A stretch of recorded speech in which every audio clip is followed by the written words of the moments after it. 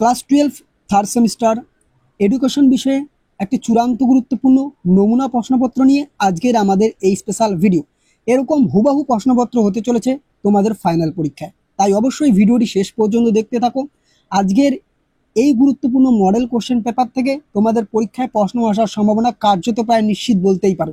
তোমরা যারা সাতরা পাবলিকেশনের বুক কিনেছো তারা দেখবে স্যাম্পল পেপার 1 বলে একটি মডেল কোশ্চেন সেট রয়েছে। এটা তোমরা তোমাদের টেক্সট বইয়ের 197 পেজে পেয়ে যাবে, 197। তাই তোমরা অবশ্যই এই মডেল কোশ্চেন পেপার তথা স্যাম্পল পেপারটি উত্তরগুলি জেনে নাও এবং ভালো করে বুঝে নাও, কারণ এখান থেকে প্রশ্ন আসার সম্ভাবনা 100% থাকছে। অত্যন্ত গুরুত্বপূর্ণ এই নমুনা প্রশ্নপত্রটি এবং হুবাহু এরকমই প্রশ্নপত্র হবে তোমাদের ফাইনালে। শুরু করছি আলোচনা। ভালো লাগলে অবশ্যই একটি লাইক করে দিও, বন্ধুদের মাঝে শেয়ার করে দিও। দেখো, প্রথম প্রশ্ন, স্ক্রিন রিডার যন্ত্র ব্যবহৃত হয় উত্তর দৃষ্টিহীন শিক্ষার্থীদের জন্য। আরেকটি তোমাদের কাছে রিকোয়েস্ট, তোমরা এই মডেল তথা স্যাম্পল কোশ্চেন পেপারে কত নম্বর পাচ্ছ 40-এর মধ্যে সেটা কমেন্ট বক্সে কমেন্ট করে জানাতে ভুলো না, ওকে। দ্বিতীয় দাগের প্রশ্ন, শিক্ষাসত্র নামে সমান্তরাল বিদ্যালয় প্রতিষ্ঠা করেন উত্তর রবীন্দ্রনাথ ঠাকুর। কোঠারি কমিশনের রিপোর্টটি ছিল 692 পৃষ্ঠার। নেক্সট, মুদালিয়ার কমিশনের মতে সমগ্র মাধ্যমিক স্তরে শিক্ষার বাহন হবে মাতৃভাষা বা আঞ্চলিক ভাষা। নেক্সট, পশ্চিমবঙ্গের কোথায় অন্ধদের জন্য শিক্ষক প্রশিক্ষণ কেন্দ্র রয়েছে? অবশ্যই নরেন্দ্রপুর। রিডিং পড়া বা বোঝার সমস্যাকে বলা হয় ডিসলেক্সিয়া। দেখো, ক্যালকুলিয়া হচ্ছে গাণিতিক সমস্যা, ডিসগ্রাফিয়া হচ্ছে লেখার সমস্যা, আর ডিসলেক্সিয়া হচ্ছে পড়ার সমস্যা, ওকে। এরপরে কোঠারি কমিশনের টাস্ক ফোর্সের সদস্য সংখ্যা কত ছিল? মনে রাখবে এখানে 12টি। নেক্সট, ব্রেইল পদ্ধতি চালু হয়, এখানে টাইপিং মিস্টেক রয়েছে, 1829 খ্রিস্টাব্দে। কে চালু করেন? মনে রাখবে লুইস বেল। এরপরে ইচ ওয়ান টিচ ওয়ান কোনটির সঙ্গে সম্পর্কিত? অবশ্যই শিক্ষা আন্দোলন। লার্নিং টু বি হিউম্যান কার প্রতিবেদন? ইউনেস্কো। কোঠারি কমিশনের সম্পাদক ছিলেন জেপি নায়েক। বয়স্ক শিক্ষাকে সামাজিক শিক্ষা হিসেবে অভিহিত করেছেন মৌলানা আবুল কালাম আজাদ। পরবর্তী প্রশ্ন, ডেলর্স কমিশনের সুপারিশ অনুযায়ী শিক্ষার স্তম্ভ হলো 4টি। এডুকেশন অ্যান্ড ন্যাশনাল ডেভেলপমেন্ট শিরোনামটি কোন কমিশনের? উত্তর কোঠারি কমিশনের। নেক্সট, বিশ্ববিদ্যালয় শিক্ষা কমিশনের সাধারণ সম্পাদক ছিলেন ডক্টর নির্মল কুমার সিদ্ধান্ত। এনসিআরএইচই কত খ্রিস্টাব্দে প্রতিষ্ঠিত হয়? 1956। আন্তর্জাতিক শিক্ষা কমিশনের চেয়ারম্যান কে ছিলেন? উত্তর জ্যাক্স ডেলর। ক্লিয়ার? নেক্সট কোশ্চেন, বুনিয়াদী শিক্ষা পরিকল্পনার অপর নাম হলো নৈতালিম শিক্ষা পরিকল্পনা। নেক্সট, শান্তিনিকেতনে বিদ্যালয় স্থাপিত হয়েছিল কত খ্রিস্টাব্দে? মনে রাখবে 1901 খ্রিস্টাব্দে। আচ্ছা, ওয়ার্ধা পরিকল্পনা কি? তোমরা অবশ্যই যারা জানো কমেন্ট বক্সে কমেন্ট করে জানিয়ে যে ওয়ার্ধা পরিকল্পনা কি। নেক্সট, পরবর্তী প্রশ্ন আমরা আসি। সাম্যের জন্য শিক্ষা কোন কমিশনের সুপারিশ? মনে রাখবে 1986 জাতীয় শিক্ষানীতিতে সাম্যের জন্য শিক্ষার কথা বলা হয়েছে। এডুকেশন ইজ ম্যান মেকিং উক্তিটি করেন স্বামী বিবেকানন্দ। কোন বিদেশি শিক্ষাবিদ বিশ্ববিদ্যালয় শিক্ষা কমিশনের সদস্য ছিলেন? অবশ্যই এখানে হবে ডক্টর জেমস এফ ডাব, অর্থাৎ JA ডাব, ওকে। ডক্টর জেমস এফ ডাব হলো বিশ্ববিদ্যালয় শিক্ষা কমিশনের সদস্য। অপারেশন ব্ল্যাকবোর্ড কথাটি যুক্ত উত্তর প্রাথমিক শিক্ষার সঙ্গে। কয়টি বিন্দু দিয়ে বেল লেখা? 6টি বিন্দু। ভারতের প্রতিবন্ধী দিবস পালন করা হয়? উত্তর 15ই মার্চ। নিচের কোনটি জ্যাক্স ডেলরের শিক্ষণের স্তম্ভ নয়? নয় বলেছে। হ্যাঁ, জ্ঞান অর্জনের জন্য শিক্ষা এটি ঠিক, একসঙ্গে বসবাস করার শিক্ষা এটিও ঠিক, কর্মের জন্য শিক্ষা এটিও ঠিক, কিন্তু এটি ভুল। অর্থাৎ উত্তর হচ্ছে আমাদের সি নম্বরটি, কারণ এখানে মানুষ হয়ে ওঠার শিক্ষা হবে সঠিক উত্তর। তাই অবশ্যই সকলের সাহায্য করার শিক্ষা এটি হচ্ছে আমাদের শিক্ষণীয় স্তম্ভ নয়, সঠিক উত্তর অপশন নম্বর সি। এরপরে কতজন সদস্য নিয়ে কোঠারি কমিশন গঠিত হয়? উত্তর 17 জন। কলেজ ও বিশ্ববিদ্যালয়গুলিকে আর্থিক সাহায্য প্রদান করে ইউজিসি অর্থাৎ ইউনিভার্সিটি গ্র্যান্ড কমিশন। নেক্সট, ভারতীয় সংবিধানে 15 নং ধারায় বলা হয়েছে নারী শিক্ষা। নারী শিক্ষাকে সমান সুযোগ দেওয়ার কথাই বলা হচ্ছে 15 নং ধারায়। দৃষ্টিহীনদের জন্য নিয়মতান্ত্রিক শিক্ষা দেশ খ্রিস্টাব্দে আমাদের দেশে চালু হয় 1943 খ্রিস্টাব্দে।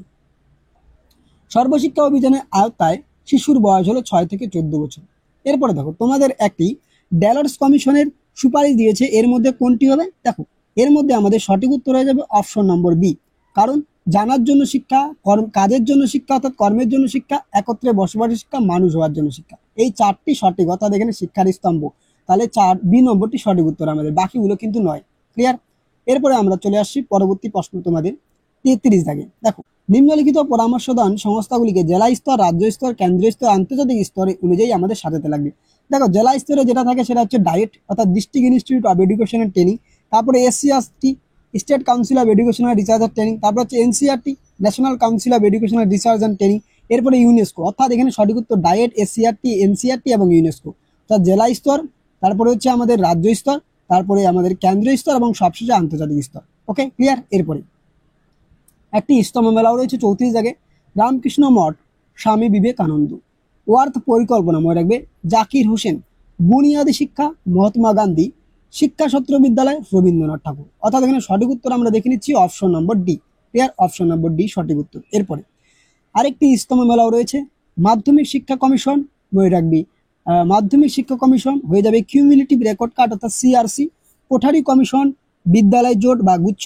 জাতীয় শিক্ষানীতি 1986, অপারেশন ব্ল্যাকবোর্ড। রাধাকৃষ্ণন কমিশন, গ্রামীণ বিশ্ববিদ্যালয়। অর্থাৎ সঠিক উত্তর আমাদের অপশন নম্বর এ। এরপরে পরবর্তী প্রশ্ন, বিবৃতি রয়েছে দেখো 36 জায়গায়।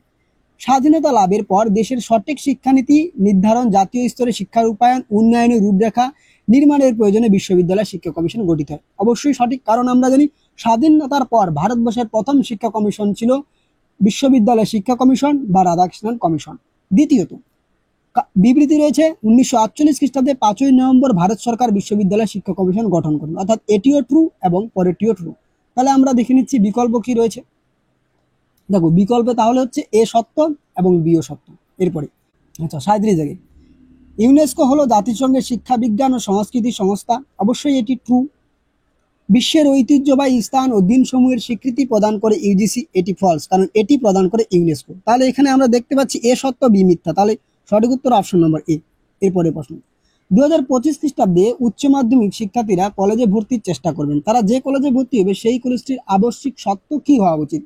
অবশ্যই ইউজিসির অনুমোদনে, অর্থাৎ ইউনিভার্সিটি গ্র্যান্ট কমিশন এর অনুমোদনে, যে যার দ্বারা সমস্ত কলেজ বলো বিশ্ববিদ্যালয় বলো যেটা পরিচালিত হয়। এরপরে কলেজ অধ্যাপক নিয়োগ পরীক্ষায় ইন্টারভিউতে চাকরি প্রার্থীকে জিজ্ঞাসা করা হলো সে নেট সেট পরীক্ষা উত্তীর্ণ হয়েছে কিনা। এই ধরনের প্রশ্ন জিজ্ঞাসা করার কারণ কি? দেখো অবশ্যই ইউজিসির নিয়ম অনুযায়ী ওই চাকরি প্রার্থীকে নেট সেট পাস করতেই হবে। এরপরে সর্বশেষ 40 দাগের একটি প্রশ্ন রয়েছে তোমাদের জন্য, এটি হোমওয়ার্ক। অবশ্যই তোমাদের কাছে রিকোয়েস্ট, এই প্রশ্নটির সঠিক উত্তর তোমরা কমেন্ট বক্সে কমেন্ট করে জানিও। কতজন সঠিক উত্তর দিতে পারছো তা আমি অবশ্যই দেখব, কিন্তু তোমরা এই 40-এর মধ্যে মোট কত নম্বর পেলে তা কমেন্ট বক্সে কমেন্ট করে জানিও। আর এই প্রশ্নটির সঠিক উত্তর অবশ্যই জানিও যে ভারতীয় শিক্ষা কমিশনের সুপারিশের ভিত্তিতে নিচের কোন ভিন্নচিত্রটি সঠিক? শিক্ষার মাধ্যম বলেছে একদম সহজ, মাতৃভাষা, আঞ্চলিক ভাষা, সর্বভারতীয় ভাষা, ইংরেজি ভাষা।